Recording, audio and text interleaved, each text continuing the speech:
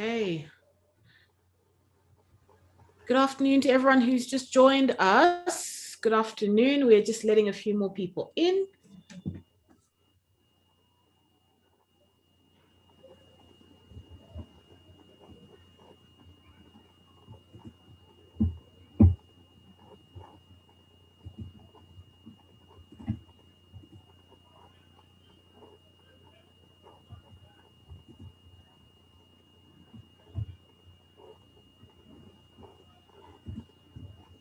Okay, I think in the interest of time and to respect everyone who's made it here on time, I think we can go ahead and start. My name is Miss Ora Kawanzarua. I am the director of Africa is Digital, a organization in Zimbabwe that focuses on the fourth industrial revolution and its impact on African economies and communities. And I'm also a board member of Digital Communications Network Africa.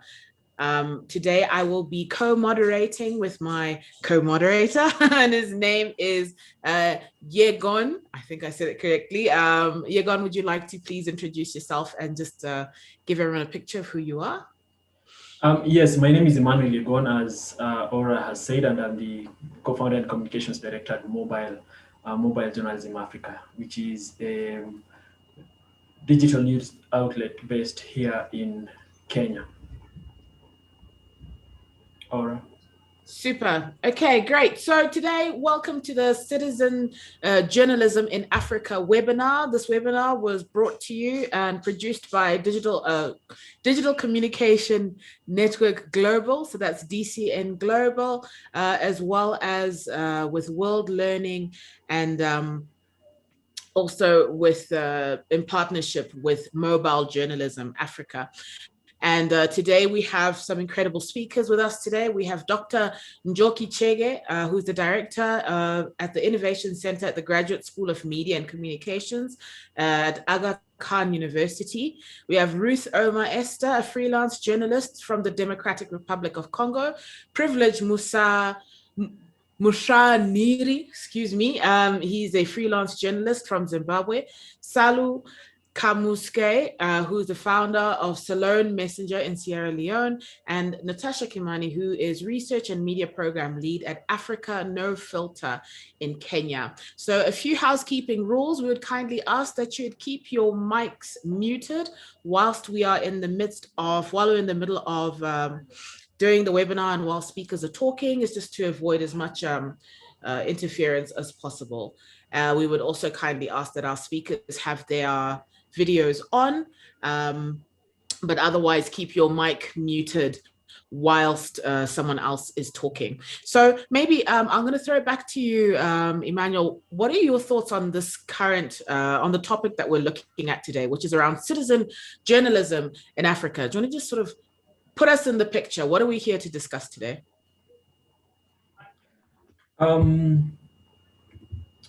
Yes, thank you. Thank you very much for that, Aura.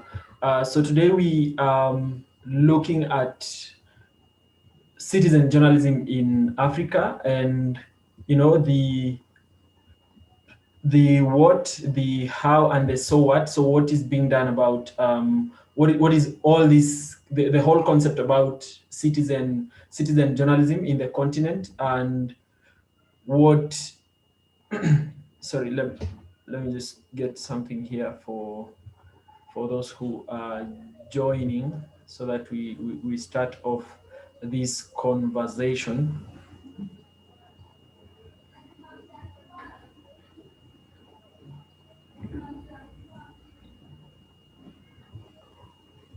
Yes, so we are here to discuss citizen journalism as a form of civic participation, and it being a product of technological advancement, but also as a response to the societal needs to broaden the insufficient and altered information space and make it more adaptable to people's needs.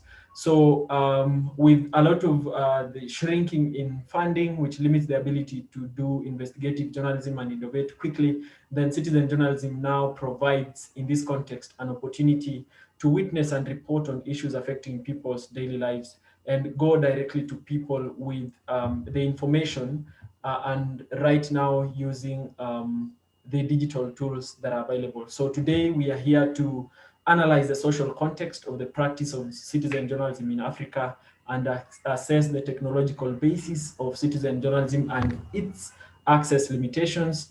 We want to explore the relevant and engaging content to gather and amplify citizen voices, reflect on innovative news sources such as citizen reporting platforms, also address quality controls and professional standards in relation to citizen journalism. And finally, we are hoping that within the time that we have, we are able to evaluate the democratic value of citizen journalism as a way of appreciating transformative power.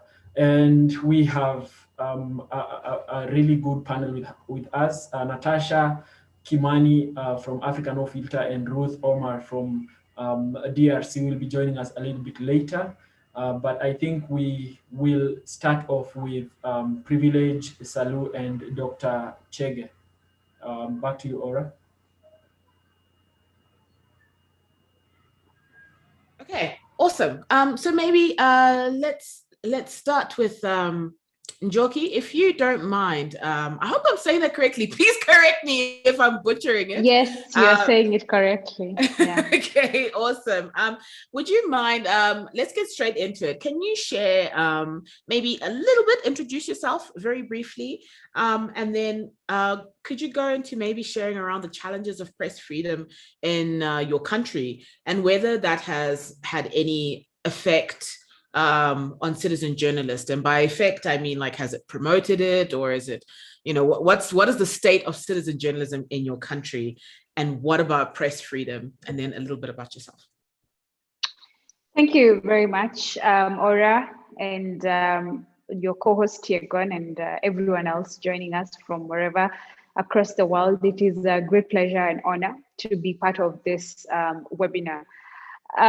So I am Njoki Chege. I am the director of the Innovation Center of the Graduate School of Media and Communications at the Aga Khan University. The Media Innovation Center supports the next generation of media innovators and entrepreneurs through training, mentorship, coaching, and a startup grant. So our flagship program is the Innovators in Residence program, in which we invite media innovators from Kenya, Uganda, and Tanzania to pitch their best ideas, in which we pick at least 3 ideas to support for a period of 12 months. And by support, I mean a startup grant of up to $20,000, a coaching program, mentorship, and training to take these journalism startups to the next level. Having introduced myself, let me quickly jump into the issues of press freedom and citizen journalism in Kenya. So as you all know, last week on Monday, May the 3rd, we celebrated the World Press Freedom Day. And the theme was around sustainability of journalism and all that. So particularly in the case of Kenya, we celebrate press freedom at a very different and very challenging time. Of course, there's the global pandemic. We have also what I call a converging crisis of about 4 or 5 crises in the media. So the first crisis, obviously, is COVID-19. The second crisis is, the business model, the struggling business model. The third crisis is the mental health issues amongst Kenyan journalists. We're also talking about another crisis of increasing insecurity and safety of journalists. We're very worried about safety and security of our Kenyan journalists. And the fourth crisis is the pandemic, is what you call the infodemic of fake news and disinformation. Now, all these 5 or 4 crises coming together compound a certain frustration amongst Kenyan citizens a frustration on with the sensational news in local media, and news that does not is not very conclusive and very helpful. Even as they continue to consume local news during the pandemic, because as you know, since the pandemic started, there has been a bump in the readership and viewership of news, not just in Kenya, but even across the world, because citizens are looking for high quality information, especially around COVID-19. Community members, and these are the citizens, are expecting journalists to act as the advocates of the community, holding authorities to account on behalf of the citizens. But many times we find that these news media organizations are not able to reach, to be at par with the citizens' expectations. Many times these news media organizations fall short of these expectations. And that is why from as far back even as from the 90s, and this is not a current crisis, from the 90s, we've seen some journalists and scholars like me pushing for a new brand of journalism, that centers around the needs of a community, a new kind of journalism that serves the community by ensuring the community actively sets the agenda, and also including it in the newsmaking process. So that's from a global and national perspective. But from a Kenyan perspective in specific, we are seeing the rise of citizen journalism, particularly buoyed by social media, the platforms that is Facebook and Twitter. My journalist friends tell me that this is a very interesting time to be a journalist, because your audiences are on Twitter. They have a very low tolerance for mediocrity. So if they look at your story and they see spelling mistakes, they see grammatical errors, they see misrepresented facts, they will just tweet you and tell you, hey, your story is not right. And this is, social media has become a cradle for citizen journalism. We are seeing citizens directly, sharing their stories, videos, photography and clips of issues happening around themselves. We are seeing the rise of blogs, news blogs, as you know. The internet penetration in Kenya is about 88%. And so this means that there's, the blogosphere is full of people coming up with their own news sites, but also most importantly, ensuring the platforms, the social media platforms have ensured that the journalists and the audiences are on the same level, and they are able to talk to each other. So, of course, there are issues around misinformation and disinformation that are, frustrating citizen journalism in the country. But I think that Kenya is ripe for the next level of citizen journalism, and there needs to be a lot more support in that. But most importantly, I think that news media organizations, the so-called mainstream legacy media, can identify a very fertile opportunity in citizen journalism by putting together structures, infrastructures to create pathways between themselves and community members to ensure that the communities are much more involved in the agenda setting and the newsmaking process. Thank you very much. Thank you, Dr. Njoki. I think that paints a very good picture of what's happening in Kenya, and also I think generally in the world as well. Privilege, would you like to weigh in? Let's have a Zimbabwean perspective.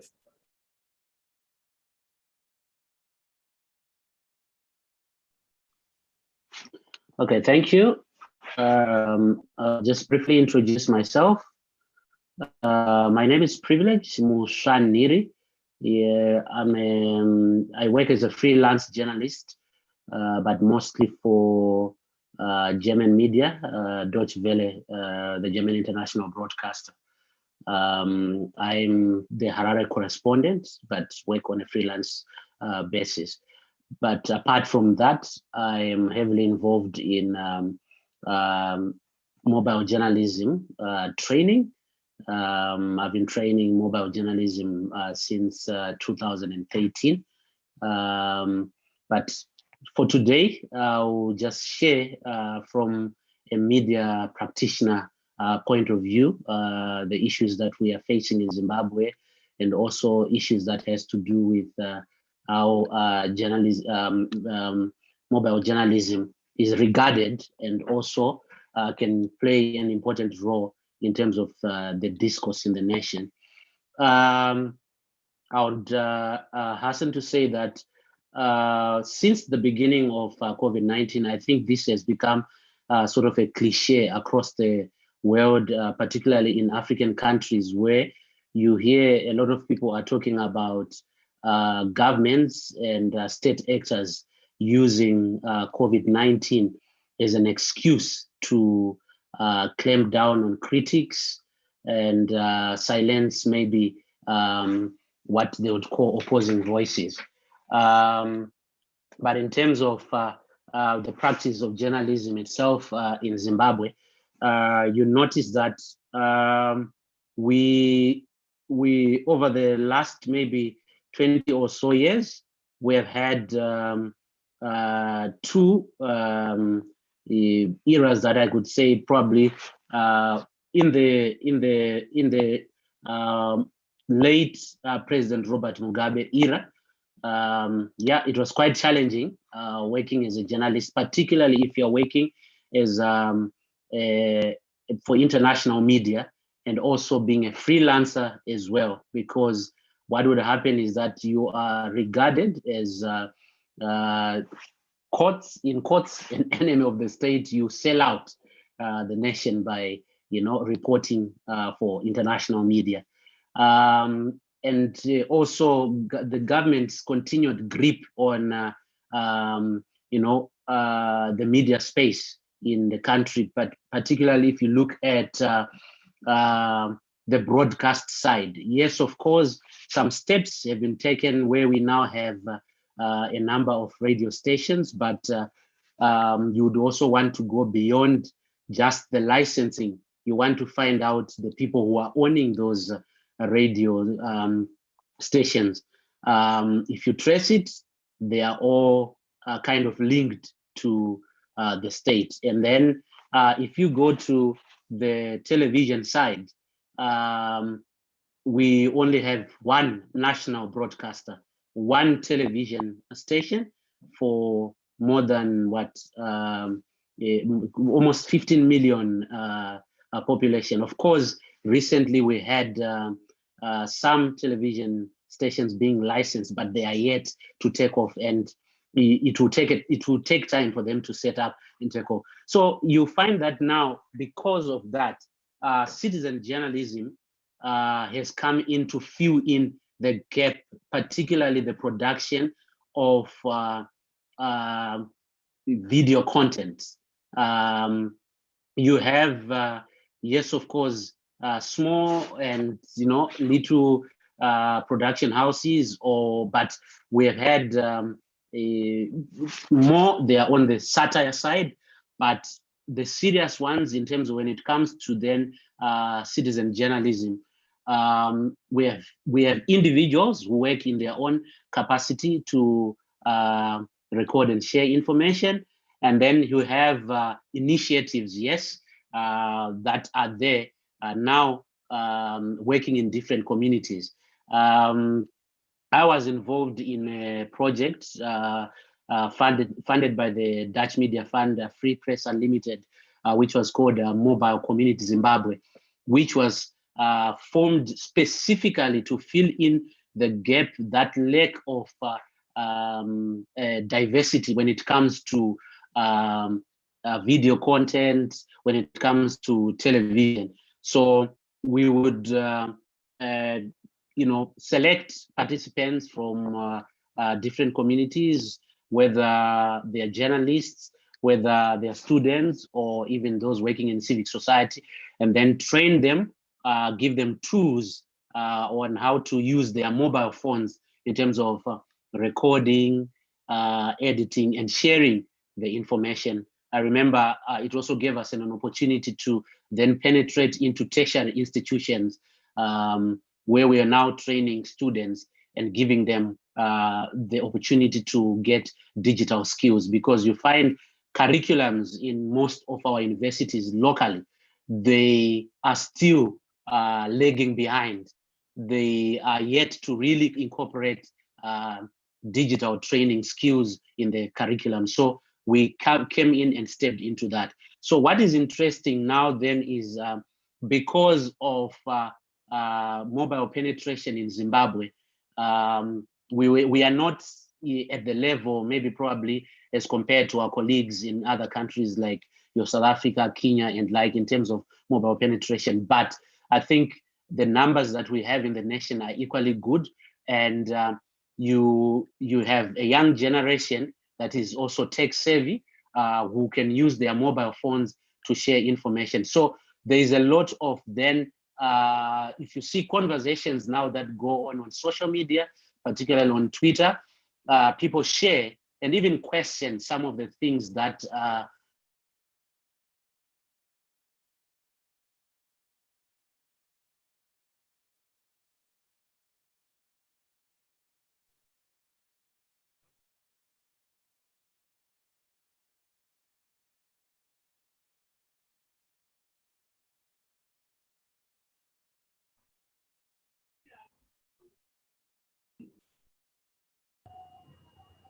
I don't know. Did we lose privilege there for a while? I think we did. I wasn't quite sure whether that was my connection. Yeah. It was an awkward pause. Sorry. Hopefully he will come back. But I think he raised some very interesting points, specifically around how citizen journalism is predominantly dominated by younger people. The younger generation, people who are on their mobile phones, how it's there to fill in the gap, how it plays a role, and mostly in the video sense in Zimbabwe, and how our space is largely dominated, obviously, by the government. So I think obviously then in that case, it then makes citizen journalism a means to an end, for lack of a better phrase. I am seeing Salu. Are you still with us? I'm with you. Hi. Please weigh in. So a very brief, we want to try and keep time. We already lost quite a bit of time. So a very brief introduction of who you are, and then tackling around what are the challenges around press freedom in your country, and also what is the current role of citizen journalism? What does that look like where you in your neck of the woods? Thank you very, very much. And I want to start by thanking Dr. Njoki and our brother from Zimbabwe. I feel what they are doing in their country respectively is very amazing towards ensuring that there is press freedom, but most importantly, giving power to young people to tell their stories. I feel it's very, very important at a time like this, during this Corona pandemic. What is more important is information in our life, because that is what we eat, that is what we feed on. When we have information that is credible, that is factual, we feed from those information. And so I want to thank Dr. Njoki and that of our brother from Zimbabwe. They are doing very well.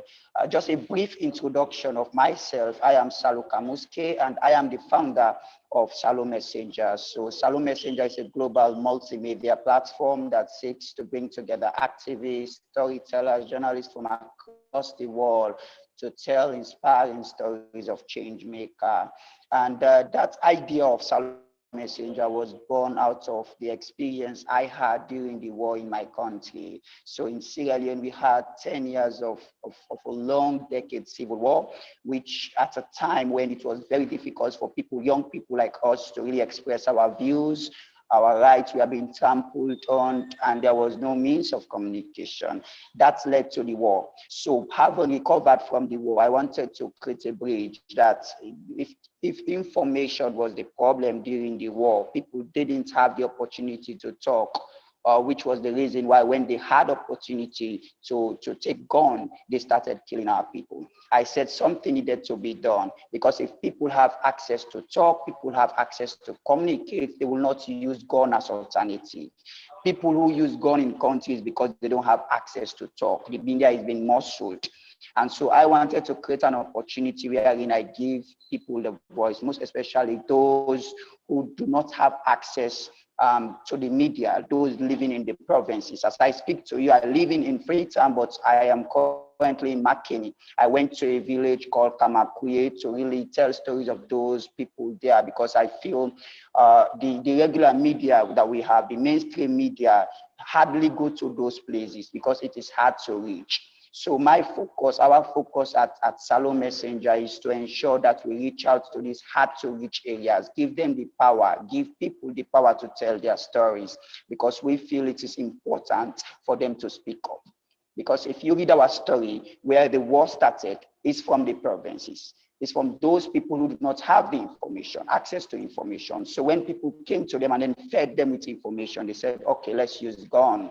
And so we felt it is very important when we talk about journalism, we talk about media, we have to think about the provinces, because that is where information is mistook at a very early stage. If the information is not right there, then it will not be right in Freetown or in the city. So we are more focused in giving those people living in the provinces access for them to tell their stories.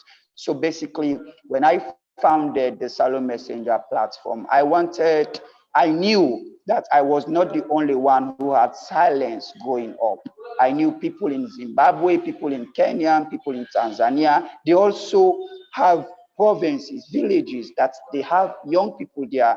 They have people who want to tell their story and they do not have access to that. So I felt I should make it open, and incorporate people from other countries who feel they want to tell their story. They are living in a remote areas where they feel they have access to information, but it's difficult to share them. So our hope at Salo Messenger is to give those people a platform. So we've been working with a couple of people in different countries, giving them access for them to share their stories, just to create that information, gap, to ensure that, when people speak up. I remember when I had the opportunity to hold government accountable on things that they do. It gives me the privilege knowing that I will no longer hold a gun, because I know pen is my alternative, no longer gun. Before this time during the war, pen was not an alternative. Pen and book was not an alternative. What we heard as option during the war was gone, because that was the only thing we heard. The information, the media space was muscled by a one-party dictatorship at the time. And so what we wanted to do, what we want to bridge now, is to give that information to people, have access to tell their stories, have access to express their views. But amidst that, we do have so many challenges that we face currently. As I speak to you, recently we had information that was out that we had the government, giving out donation to journalists, and then we have other journalists who said this is not good. You cannot have journalists, government giving them donation of rice and some other food stuff, because it looks like we are buying them. So these are the challenges that we face in our country. This is to talk about the media landscape, the media landscape, the journalists that we have. These are the information, the challenges that they face. But when it comes to citizens journalism, when it comes into young people who have their phones that they want to use to capture scenes of police brutality, for example. Some couple of months ago, we had some police brutality in a place where I am currently in Makeni. And then you have young people who wanted to share that story out, to really capture those scenes and then tell the world that this is what is happening. Unfortunately, some of those young people have been arrested. And I feel these are things that really hurt people, and it makes people want to use different alternatives to really express themselves.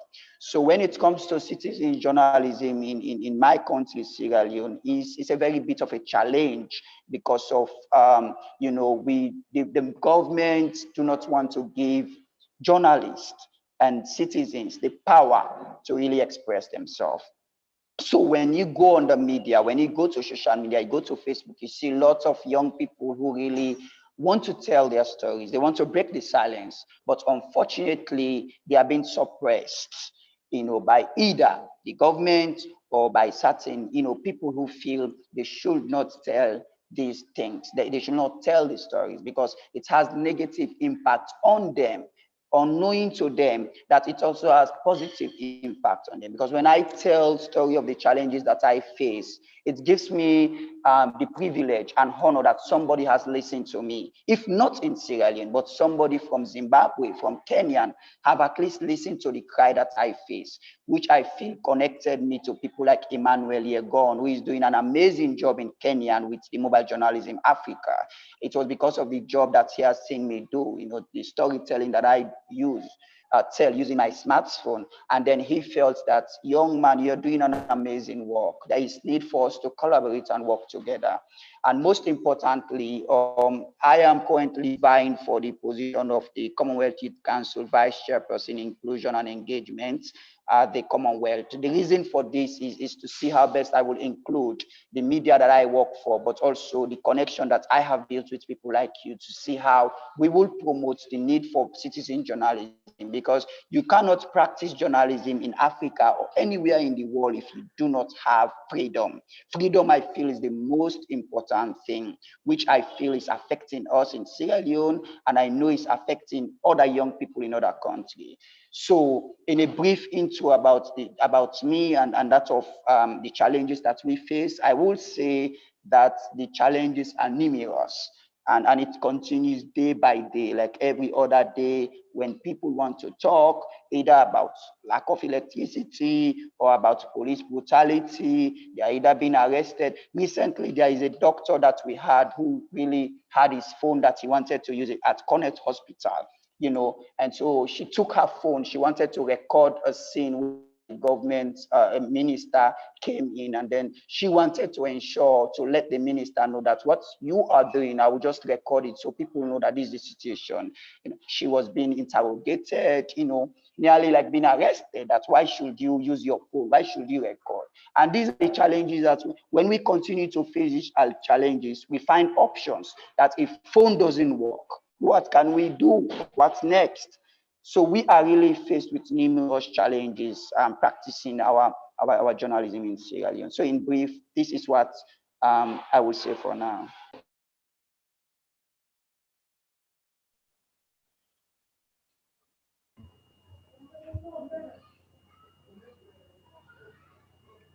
Thank you very much, Salu. Thank you. Very interesting points. And understanding the context of Sierra Leone. So I think in the interest of time, there's a question that was raised, I think is a good place to sort of take the conversation in the chats around what are some methods to check the quality of information reported and circulated by citizens. And that comes from Vladimir Spencer. Maybe Natasha, as you, I see you're with us now, as you maybe give, again, a very brief introduction as to who you are. Would you mind tackling that question as well around what are some methods to check the quality of information reported and circulated by citizens, maybe in the context of your country? Great. Hi, Aura. My name is Natasha. Greetings from the most beautiful city within the continent, Nairobi. I am the research and media program lead at Africa No Filter. We are a not-for-profit organization that focuses on supporting the development of nuanced and contemporary stories that shift stereotypical and harmful narratives within and about Africa. And we do this through research, grant making, and advocacy. And through these pillars, we aim to build the field of narrative change makers by supporting storytellers and investing in media platforms, and also driving disruption campaigns. And just want to, first of all, highlight several things. One, Aura, is that it's important not just to check the information that citizens generate, but also media organizations as well. We are seeing an increase in disinformation and misinformation, and this is something we need to call out. But I would like to backtrack and, like a typical Kenyan, sort of take you guys a bit left and also address the need and the importance for citizen journalism and why that needs to take center stage. Let me begin by saying we carried out a report last year where we interviewed and surveyed over 38 African news editors. And we also did a deep dive and analyzed content from 60 African news outlets in 15 African countries. And we found that 1/3 of all African stories in news outlets on the continent are sourced from foreign news services. And as a result of this, stories about Africa continue to be told through the same persistent and negative stereotypes and frames of poverty, disease, conflict, poor leadership, and corruption. In addition to that, we've identified that over 80% of the content that appeared in African news outlets about African countries was hard news and largely focused on negative stories. Again, that fit the stereotypes, typical narratives about the continent. And the report also identified that most outlets carried very few features or soft news stories that were about African countries. And this boils down to the absence of African stories in African news outlets. So Africans tend to remain voiceless and faceless, because if they're constantly seeing stories about war and poverty, then when are we seeing the stories about the beautiful nuances about our everyday lives? When are we beginning to see that our lives matter in black and white, not necessarily in color? How are we able to take center stage in showing the beauty in our lives, the imperfections of who we are? And that is why citizen journalism has transformed how we engage and how we see ourselves. And I'll give a context of social media and Kenyans on Twitter. Just a caveat, I am an active member of Kenya. I am an active Kenyan on Twitter. And in January, we had a story running on CNN about a woman who had discovered whales in Watamu. And the irony was, when we started asking hard questions, is how did you discover whales? And then later on, she explained that, oh no, the locals took me to them and showed me where they were. And if we hadn't raised an uproar on social media and raised necessary questions, that story would have continued to be framed in that way. And the locals knew about these whales, and they probably had conversations about it within their communities. And that again shows you the importance of citizens owning their narratives and their stories. Not just to answer your question about how do we verify, I think it's also asking and ensuring that we ask the hard questions. I'll give a typical example. I'm sure during the increase, during the COVID pandemic, because we're still in it, you got an SMS or a WhatsApp from your aunt telling you that if you sort of stayed out in the sun or something, you would not get COVID. And just the WhatsApp tool in itself was such a strong medium of disinformation during the COVID period. And the government and very many organizations realized they had to get on top of it, get citizens themselves to take front and center stage in addressing the disinformation and ensuring that citizens themselves got the right and adequate information. So the best way of ensuring that is equipping and educating citizens to let them to sort of empower them to address and to be able to spot disinformation and ask the difficult conversations. But I think sometimes when we say, you know, how can we verify citizen information, we are already questioning the legitimacy of the same and indirectly taking away their power. I'll give an example of the George Floyd case. That video in itself sort of really shifted the dynamics in the George Floyd murder trial. So how do we ensure that as we are continuing to sort of question the legitimacy or the authenticity of the content, we are still still empowering our citizens to be able to stand up and speak about their everyday lives, not just about injustice, but about the nuances and the amazing things that they themselves are doing in their communities. So I think those two have to go hand in hand, because oftentimes I have found we often sort of look down on citizen information and feedback, and we are like, it's not legitimate. Or sort of like, I feel it's very elitist, because it sort of takes away the power from the people and the role that they can play in shifting harmful and stereotypical narratives within and about the continent. So I think it's sort of like we have to tread carefully as we empower them, but to ask the difficult questions, we must also empower them and realize that there's been a systemic and historical disempowerment of Africans in general to speak up and tell their own stories. So I'm going to stop there and hand it over back to you, Ora.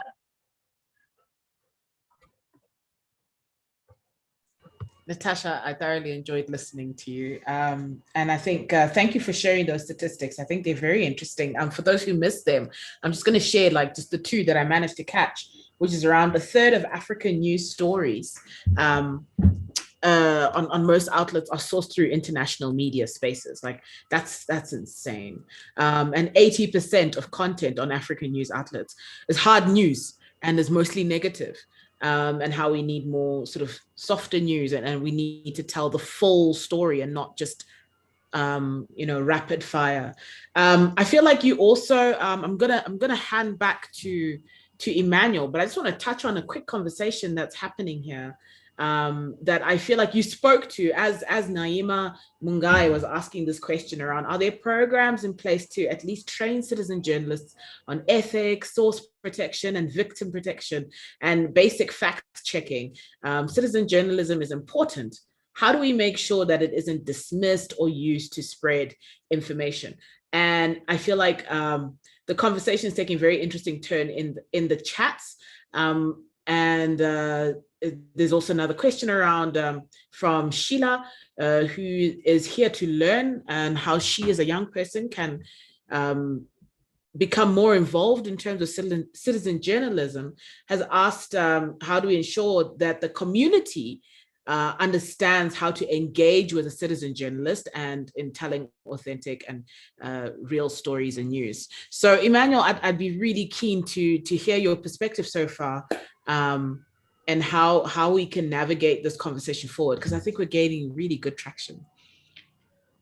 Yes, I really like what Natasha has put through in terms of the need to tell our stories as Africa, and they have a very interesting report. I think those who are in this call, she has shared a link to the report in the chat. It's a very interesting report because it shows how we, even as African storytellers ourselves, are even sourcing, or even we are not telling the stories. We are not telling the stories of Africa ourselves. And if we have media outlets sourcing news from international outlets, and then that has a lot to say about what we need to do. But also, importantly, is the aspect of the things that are now emerging, the things about the areas around misinformation and disinformation, and how we need to counter that. But also, again, speaking to what Naima has asked there, that how now do we ensure that we are equipping these citizen journalists with skills to train, to be able to tell these stories, to fact check, to be able to share authentic and credible information. And even speaking to that, probably Natasha, what are you guys doing at Africa No Filter? And probably later on we'll come to the aspect of constructive journalism, because you talked about the issue of there are no soft news, it's just hard news or some particular kind of story that have been dominating our spaces. We'll try and handle that a little bit later. But how is there any program that you guys are having that involves, equipping citizen storytellers with basic skills, basic storytelling skills? Then we will move forward to just a little bit more about how we can then collaborate in telling these stories as citizen journalists across the continent, and we'll bring in Salu and Privilege, and hopefully Ruth also will be joining us in a bit. Natasha? Great, thanks, Emmanuel. Just very briefly, I will touch on the grant making that we do at Africa No Filter, and we are empowering storytellers in various ways. One, through capacity building. Two, through operational support. And three, through project support. So we want to ensure that there are more stories that are shifting the narratives about and within Africa, but also we are building the capacity of African journalists, either through partnerships or through equipping various organizations to continue to do the amazing work that they're doing across the continent. So we have a pillar where we focus on grant making, but we also focus heavily on research. And our priorities are to understand the prevailing stories and resulting narratives of conversations taking place within the continent. And most importantly, what is the impact of those narratives within the continent, and how can we begin shifting those? And we do that through creating masterclasses and disseminating this research and bringing together both policymakers and the community as well to have different and tough conversations about the way forward and how we can continue collectively shifting these harmful and stereotypical narratives. Emmanuel, you've mentioned that we'll talk later about the soft news, and there's quite a lot that Africa No Filter is doing, and I'm willing to touch on that later on as we continue in the conversation, because we have set up a story agency where we are going to be working with African news agencies. It's a digital platform that aims to boost local newsrooms across the continent by sourcing and creating feature stories that show African countries' creativity and innovation more deliberately. And the aim is to create content for media platforms that connects the continent. Our content will be free to publish. And I can share about this more as we continue. We have already partnered with some organizations from across the continent, and I will be sharing more as I go along. And I'm happy to speak personally to anyone who would like to know more about what we are doing with our story agency. Thank you very much, Natasha. And I'll bring up something that Dr. Njoki mentioned before she left, the issue around, holding power to account, holding people in positions of power to account, so be it politicians and any leaders to account to the things that are happening across the continent. So the challenge, and I think this is part of some of the things that come out in similar conversations as this, is that, and especially now that we're talking about about citizen journalism. So I do not know, in the countries that you are from, Privilege, you've been working as a freelance journalist with Deutsche Welle for a while. Salu, you've been working as a journalist in Sierra Leone, and Natasha, you have a wealth of experience in this as well. So what would we say is comparing citizen journalism with mainstream journalism? What would you say is the place of citizen journalism in trying to hold power to account? Are we able to do that as effectively with citizen journalism as we can with mainstream, because of course of the reach and the power that they have? Before we go out to get the comments from our audience, who would want to go first? Privilege? Yeah, I think if we look at the power of citizen journalism, it has been aided by technology. Right now, if you look at it, there's no longer the preserve for I, as a professional journalist, to be the only one who is able to convey information. If a citizen has a gadget in their pocket, something happens in a certain location, or something that is an injustice, or something that has to do with celebrating people who are influencing the community, they can document it at the local level. So where I see the challenge, particularly if you look at Zimbabwe, maybe this can be common, maybe in most African countries, is that simply because governments have realized the power of citizen journalism, there is sort of a deliberate attempt to instill fear in citizens in speaking out. If citizens could be able to share information freely, I think we can overcome the challenges of holding those in authority to account. If I give an example of Zimbabwe at the moment, there is a very worrying development where you see the levels of corruption are going very up, very high, from maybe society level going up to the highest person in authority. So how do we make those that are in authority to account? I think we need then to move to presenting evidence. If a project or if something is supposed to happen in our neighborhood, if I am paying bills to the city council, if I am paying for a service and that service is not being met, and say garbage is piling up every day in our community, or some social ills are happening because somebody is not doing their job. If citizen journalists then could take up those and remove the fear to say, if I were to bring out this information, or if I were to speak out or document this I can have some retribution coming back to me.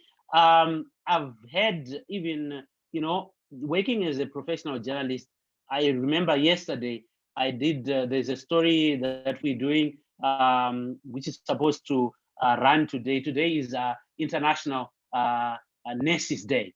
So we decided to go and do a story on how those nurses that have retired from the profession are surviving. It's a sorry state, because even those that are still active, they are underpaid. And a lot of nurses are resigning and leaving the country to go and work elsewhere. What more for somebody who resigned, not who resigned, who retired, who is now at home? These people had savings, they made savings, but because of the state of the economy, that has gone to zero. They can't buy medication, they can't eat. So what I'm trying to say is, when I went to do this story, I remember negotiating for the interview. The question I was constantly asked, even last night after editing the story, I was called by the person that we interviewed to say, am I not going to get into trouble? This is a 74-year-old retired nurse. She was just sharing her view about how she's surviving life after she retired in 2012. She lost all her savings. Right now, she can't buy medication for herself, yet she has chronic diseases that she has to constantly buy medication. So you see that kind of fear now that is in citizens. So if citizen journalists then are empowered, and even citizens themselves are empowered to say, look, it's our responsibility to hold those that are in authority to account for whatever they are supposed to be giving as a service to us. We are the taxpayers. We pay for the services, but in return, we don't get the service. So at the end of the day, there is need for that understanding to say, look, no matter how difficult it may be to share the information, it is important somebody in some certain office will have to act after we have exposed it. I'd also just like to add, because privilege, I agree 100% with what you're saying. The reality within the African continent is that the largest advertiser is government. And oftentimes, and a lot of media organizations are owned by either government or government officials. I can tell you in my village, all the local radio stations are owned by politicians, which means they're owning the narrative. And in that particular context, it's very difficult for media organizations to speak up or challenge, be it political or socio-economic issues, because that means the taps will be closed. And it has happened quite a lot in my country as well. Just speak up like this, you guys go hungry, people go home. So you find often there is freedom in citizen journalism because they're able to speak up more and talk about the things that affect them individually and at a personal level in a way that is often very difficult for media outlets, traditional media outlets, to do so. We don't have Longines or Calvin Klein advertising in most media organizations. So oftentimes they have to depend heavily on government or government-related organizations. So I think in this context, it's also a matter of freedom of speech and expression, where Africans or citizens must be empowered enough to feel that they own the narrative. But I would also like to say, slightly differently from what Privilege has said, a lot of young Africans are very empowered. They are unafraid. They're speaking up, especially Gen Z. I can be honest, I'm afraid of Gen Z.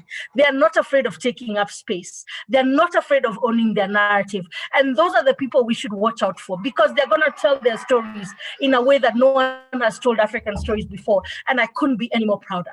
So I think it's also important to focus on young people and ensure that we are equipping them and giving them confidence and a platform and opportunities to tell their stories and to challenge the things that are not relating to their everyday lives. I will give a proper Kenyan example. Just a couple of weeks ago, there were stories on Kenyan news outlets about Kenyans who are sort of caught outside because of curfew. And the story was that, on a lot of news outlets, was that Kenyans were not abiding by curfew because they were just defiant. But a lot of Kenyans came online and said, listen, I am employed. If I try to leave early, I will lose my job. So I am out trying to make a living for my family. And they were able to very confidently tell their stories. While there was one narrative, they were quick to challenge it and say, no, that's not the case. I am out because I'm trying to make a living. And I think that actually led to the policy change where government increased curfew time from 8 p.m. to 10 p.m. because this was affecting the everyday lives of Kenyans. They were unable to make it home in time. And for me, I think that is very beautiful. And I think the conversation now should be, how do we empower these young people to tell these stories? Because a lot of the older generation is afraid. And I think it's a trauma response. Every time you want to speak up, you remember your class teacher who told you, can you shut up and just copy what is on the blackboard? Or you remember growing up in an authoritarian period where your voice was not allowed. But these young people are growing up in different times. They are growing up in a space where their voice matters. And I think it's important for us to find ways to empower these young people and remind them constantly that their voice, perspective, and narrative matters. That is really powerful, Natasha. Salud, you want to weigh in on that also briefly before we open this up to the people who are watching this conversation live and also those who are here on Zoom? We have already a number of questions in the chat box, but Salud, you can make a comment on that briefly before we bring up all these other questions. Okay, sure. Thank you very much for giving me the opportunity. And I want to thank Sister Natasha. She spoke rightly when it comes to the challenges that journalists face, but most importantly, the power for citizens to tell their story. I feel that is the most important thing that we should focus on. And I feel this opportunity for us to have this webinar is very important, so we could mobilize around ensuring that we have citizens from across Africa to come together and give them the power, the tool to be able to tell their stories. So whilst I understand that in doing so, they may face lots of challenges, and those challenges are things we should focus on. The honest truth is, if citizens are given the power to tell their stories, to talk about the issues and challenges that they face in their community, in their country. It gives even government the power to know what is happening in that community. Okay, because the media houses, the mainstream media houses that we have, the sad reality is that they cannot cover everywhere in the country. Okay, so if they cannot, we have to rely, or we have to look at the citizens who live in different parts of the country, who live most especially in the provinces, because that is the most difficult areas when it comes to information flow. It's very, very difficult to get information from that part of the country. So what we should do is rely on citizen journalism. So yes, I know there are a lot of challenges that we face. For example, ensuring that the information that they are giving out is correct. So yes, I see a lot of challenges around that. But guess what? The moment we think about regulating or government regulating the citizens in terms of the information that they pull out, it will just be like we have the regular media houses in our country being monitored by the government to sludge. Okay, and I know every country have journalists being, there is a regulating body, a body that regulates all journalists across each country that we live. And so those countries, the regulating body could be a challenge if they listen to governments more than the work that they should do. Okay, but when it comes to citizen journalism, it gives me the power, knowing fully well that the information that I'm giving out is fact checked by people like you. Okay, so we have an international body. There is an association of people coming together, just like we have mobile journalism in Africa, training journalists to tell story, okay, using smartphone.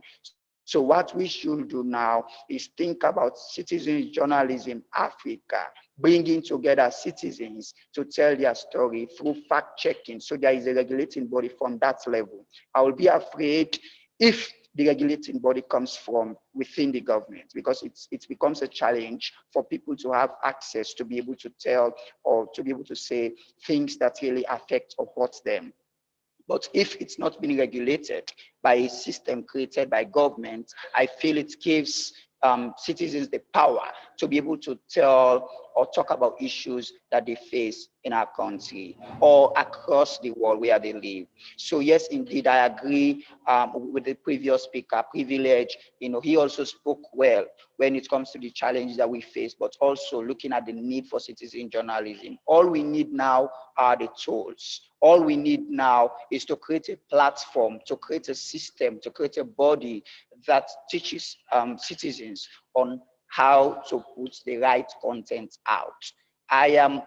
Again, I reiterate, and I will insist for it not to be regulated by government or by any institution connected to government. If we are going to think about the regulation of the work that we do, I feel it should come from us. Let's have something registered internationally, like from the African continent level, and then being accredited by the countries that this is a platform that regulates all citizen journalists from across the country, and we are going to bring together citizens from any country that is interested, and we are going to train them on information, ensuring that whatever they put out is correct.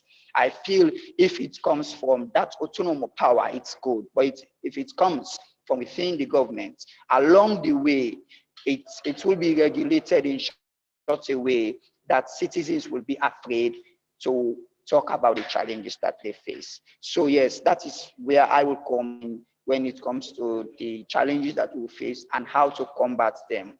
But I feel citizen journalism is very, very important at a time like this. Look at COVID-19. Many journalists do not want to go out because of the situation. So most of our work now rely on Zoom call, interviews and other stuff. But if we have citizens in each district, in each village that has been trained, or they have been trained, they are going to provide us the information that we need. And all what we need at that platform is to be able to share this content out there. So I'm happy there is our sister here who is also engaged in empowering storytellers or empowering journalists. I feel it's very important for us to collaborate so we could see how best mobile journalism also comes in to be training citizens to be able to tell factual story. And so yes, so I will stop here for now. Yeah, thank you so much, Salu. Privilege has had to leave as well, but we have now a number of questions from the audience that is watching us both on Facebook and also those who are participating in this call at the moment. With a question from Spencer is asking, does traditional media welcome and integrate in their own reporting information generated by citizen journalists? Maybe we can go with that first, as we also bring up the other questions from Facebook as well. Or do you have something to say, Aura? No, at the moment I am absorbing, and I'm very keen to know Natasha and Salu's thoughts around the question that Vlad just asked around traditional media welcoming and integrating citizen journalists generated information. Do you think that actually happens? Maybe let's start with Natasha or Emmanuel, if you think that actually happens, if you've seen that happening in your line of work. I'm seeing a bit more of it. We are seeing a bit more of it in some African countries where, because I'll give an example of maybe Twitter and Facebook. It's hard to keep up with the news and conversations. So oftentimes traditional media outlets are actually sourcing information and stories from conversations that have taken place on Twitter.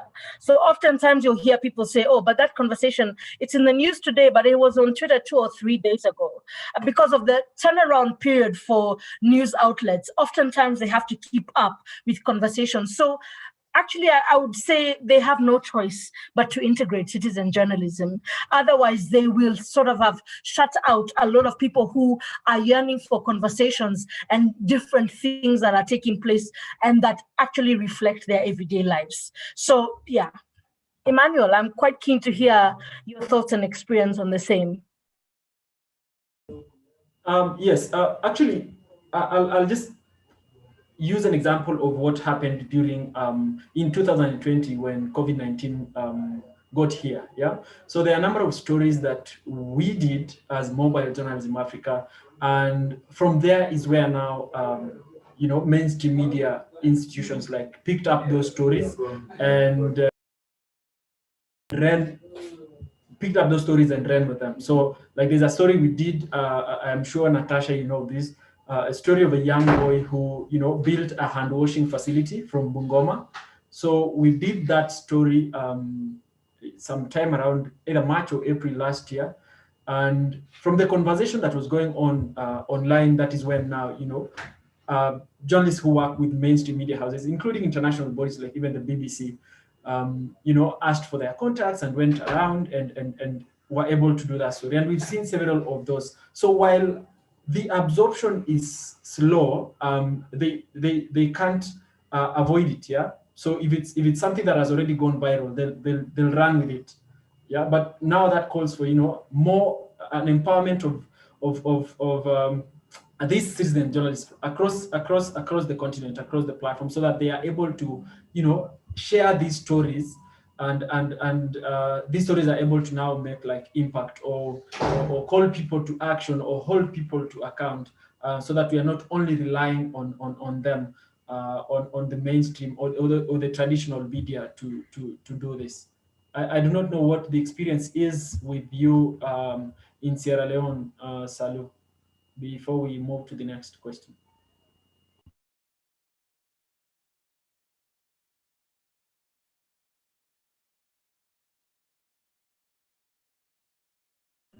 Sally, are you still with us?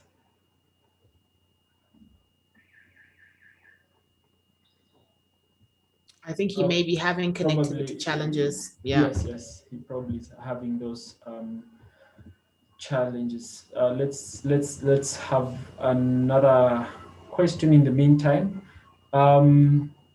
Someone is asking this from Facebook. Yes, this guy is called Gibson Sierra. He's watching from Sierra Leone. He's asking, how can we make citizen journalism more interesting as compared to mainstream media work? How can we make these interesting? And also another question from him is, are we really free to speak about the bad things that, let me just see that, the bad things in our societies in Africa? So we could start with the first one. Yeah, how do we make citizen journalism more interesting?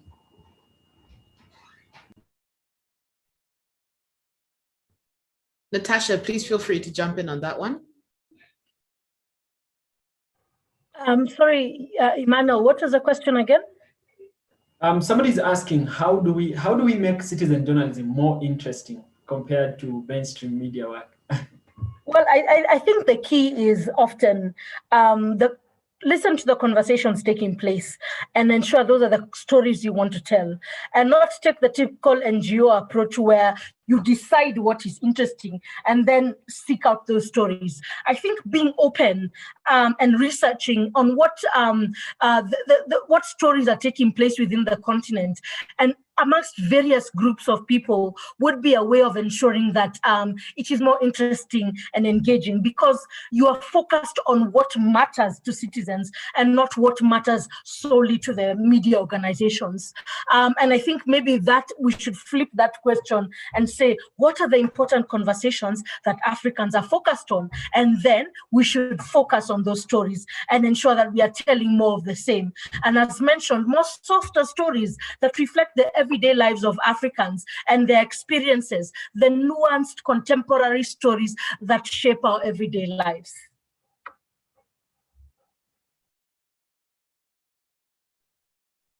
I think that's a very great point that you've raised there, Natasha. I think, yeah, it's a challenging question as well around how do you make it more interesting.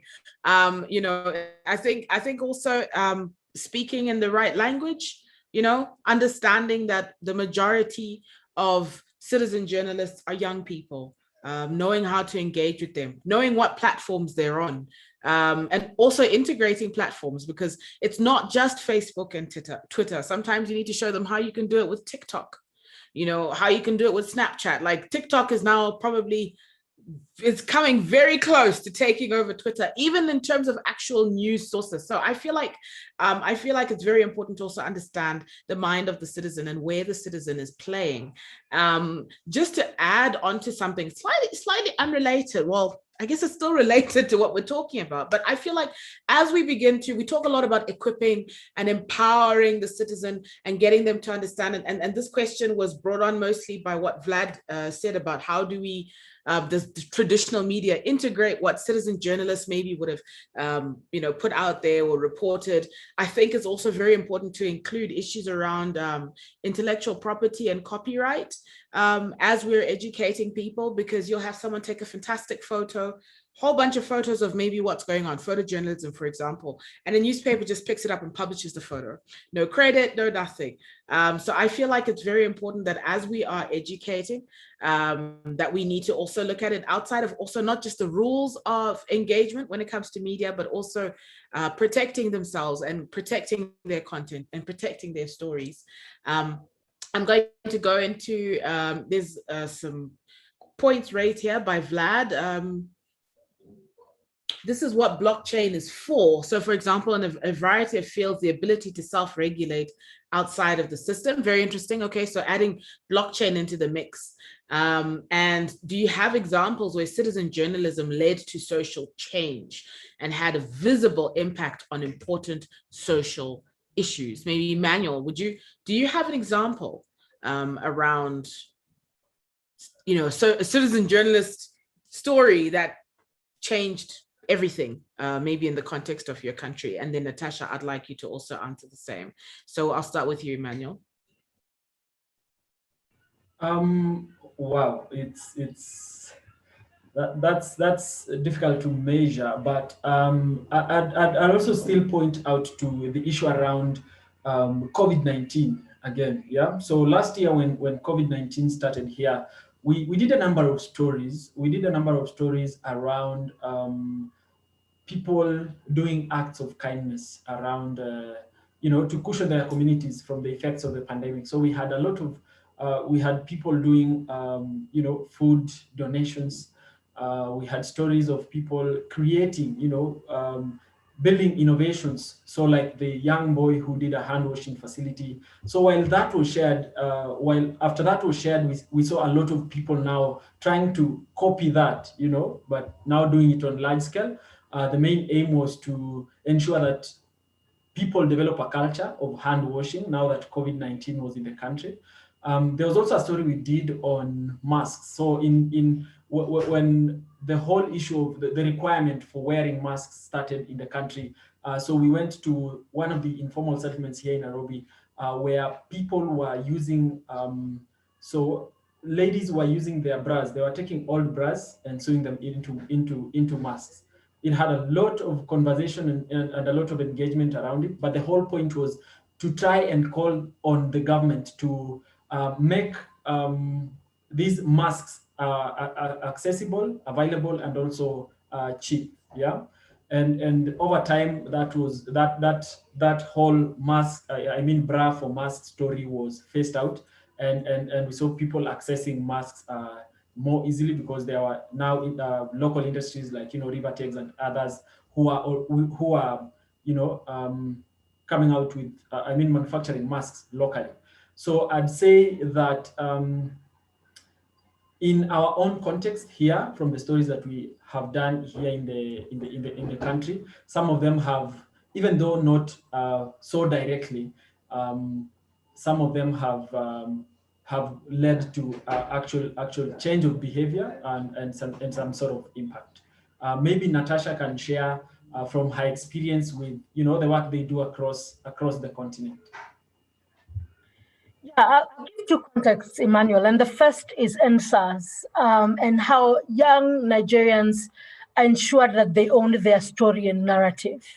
And while the original story, I don't want to get into the semantics of the same, was very heavily skewed against the citizens, young Nigerians ensured that their lives mattered, that their voices mattered, that the issues at hand were addressed, even if partly.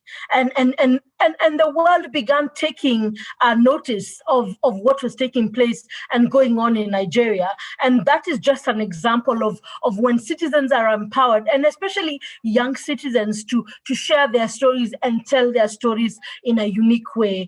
I'd like to sort of localize it a bit more and come to Kenya. And it was a couple of years ago, but it's still one of my favorite. There was once a hashtag, someone tell CNN, and CNN had termed Kenya as the hotbed of terror.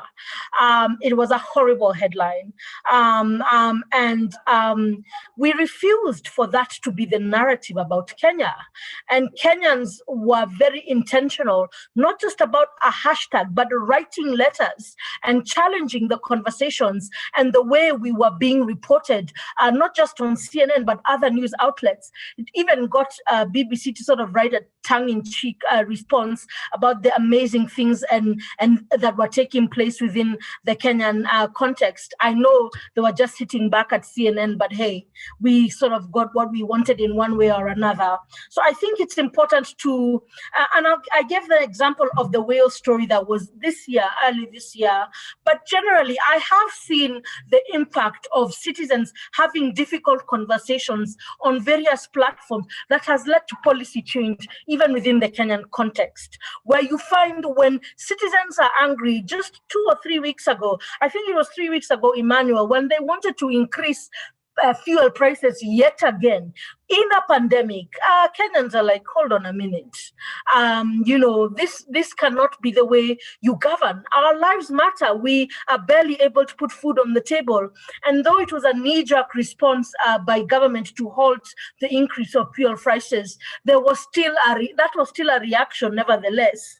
And even though it may be temporary, I don't want to be that much of a skeptic. I'm happy that it was because Kenyans raised their voices. So I just want to sort of highlight the importance of the same.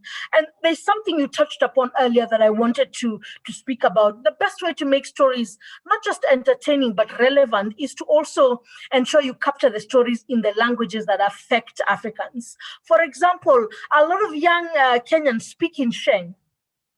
why not capture the stories in the language that they understand? A lot of them are not tuned to uptown and socially mobile radio stations. Why not use local radio stations to tell the stories of the everyday lives of Kenyans? You know, because sometimes when I tune into a radio station and someone is speaking in an accent that makes me know she spent a considerable amount of time in England, sipping coffees probably in Piccadilly Circus, I'm going to be like, wait, that person doesn't reflect my everyday lives, and I'll switch off. You know what I mean? So why not ensure that even the conversations that are taking place across traditional media reflect the everyday lives of Africans? And again, what we are trying to do in Africa No Filter is set up a story agency where we are able to ensure that African media outlets have this information, and we are giving them content for free that provides a platform for youth stories and supports the upskilling of African multimedia reporters with close monitoring from very veteran editors and journalists. And we are also seeking to create paying jobs. This gives Africans an opportunity to tell their stories, stories of creativity, innovation, and being more deliberate about it. Seeing stories where I don't want to see another story about, struggle. I know as a Kenyan we are struggling. I also want to see a story about an everyday love story about Kenyans at a bus stop. And they are taking place, that just those stories are not being told. We need to see more of these things, of young innovators, of young people doing amazing things in their spaces, not just of tragedy. And the only way you can do that is, number one, for African media stories to be confident enough to tell different stories and to be more innovative by ensuring that they're bringing voices. And lastly, by ensuring that we are empowering young people to be confident enough to tell these stories. Wow. I couldn't agree more with you, Natasha. And there are very good comments that are going on there, the chat box. Naima, you're saying community radio in Kenya utilizes citizen journalism. There's the whole story about Kenya Power and what Kenyans do. There's also the always story as well. Something here that Naima is saying, that community journalism becomes very more impactful when paired with citizen science and open tech.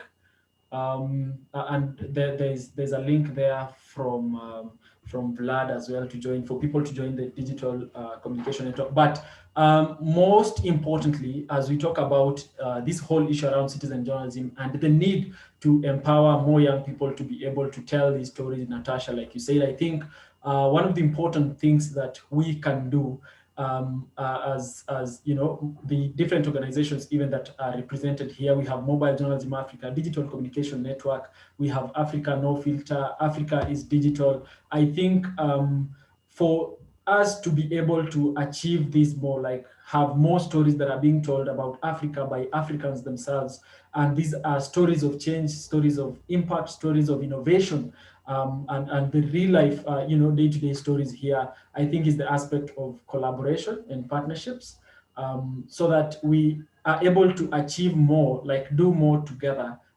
faster. I do not know, but I think, I don't know if you share in those sentiments. Absolutely, I do agree with you. I think in order for anything to scale up, and I always say this, I feel like collaboration is always key. And I'll always quote my favorite proverb, where if you want to go fast, you can go alone. If you want to go far, let's go together. So I feel like that's definitely the way forward. And this has been such a powerful conversation, and we've come to the end, because I know if we start another point, we're going to be here for another 30 minutes. So I'm gonna end it while we still can. But this, by all means, is not the end of the conversation. It's just the end of this particular Zoom session and this particular live stream, but this is not the end of the conversation. So right now, as I'm wrapping up, I would encourage everyone, if you have any links or if we can follow you anywhere on social media, please post it in the chat group. And this webinar is produced by Digital Communication Network Global, World Learning, and Mobile Journalism Africa. Digital Communication Network was created in 2015 and is a 7,000 member strong collaborative network that connects professionals from a variety of fields and different regions of the world committed to have an impact in the new information space. DCN is supported by the US Department of State's Office of Citizen Exchanges.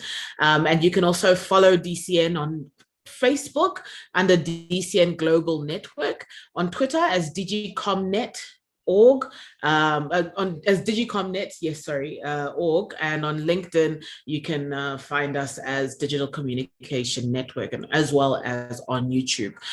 So as Emmanuel had mentioned, there is a link there to a survey that you can also take if you have any ideas around or topics that you'd like to see us explore further, or any other conversations. I saw a great one. I think we need to definitely have a conversation around blockchain and its impact on the information space on the African continent. And what does this look like? What does it mean? So make sure you sign up, register to become a part of the network to get regular updates on other fantastic webinars happening and taking place. And yes, be sure to follow each other, connect, network, and let's continue to push the narrative. Let's continue to push the envelope around how we can make a difference through citizen journalism in Africa. I would especially like to thank our speakers. Unfortunately, most of them have left, but Natasha, you're still here. Thank you for your powerful voice, and thank you for lending your opinions and your perspectives to this conversation. I think you have really broadened the way we think, and we deeply appreciate the work that you're doing, not only in your country, but on the continent as a whole. And of course, a big thank you to Dr. Njoki, Privilege, and Salu, who are not with us right now, but hopefully they'll go back on Facebook and watch this. And again, this was live streaming on Facebook. So if you know someone who you think really should have been here, really should have been part of the conversation, the video is still live is still going to be up on the Facebook page. So please do share the link, and let's keep the conversation going. For myself, Ms. Ora, I'd like to say thank you and have a great afternoon or morning or day or evening, depending on where you are. Emmanuel, do you have any closing words? Do you want to say bye?